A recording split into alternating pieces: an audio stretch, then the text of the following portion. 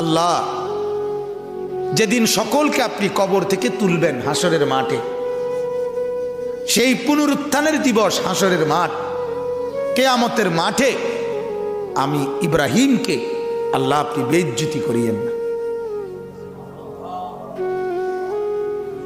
ওয়ালা তুখজিনি ইয়াওমা ইউবআসুন, আল্লাহ আমাকে অপদস্থ করিয়েন না, লাঞ্ছিত করিয়েন, আমাকে বেইজ্জতি করিয়েন না।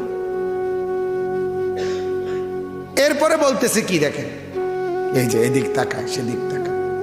আহা মুসলমান, বুঝাইতে পারলাম না, বয়স হয়ে গেছে এক একজনের, এখনো গাফলতি ছাড়তে পারলেন না। ইয়াউমা লা ইয়ানফাউ মালুন ওয়ালা বানুন। এরপর ইব্রাহিম আলাইহিস সালাম দ্বিতীয় আয়াতে বলেন, আল্লাহ সেই দিনের কথা বলতেছি, আমারে বেইজ্জতি করবেন না। কোন দিন? সেই দিন বলতেছি যেই দিন কোনো একটি সম্পদ আমার দুনিয়ার কাজে আসবে না, ওয়ালা বানুন, আমার সন্তানাদি কোনো কাজে আসবে।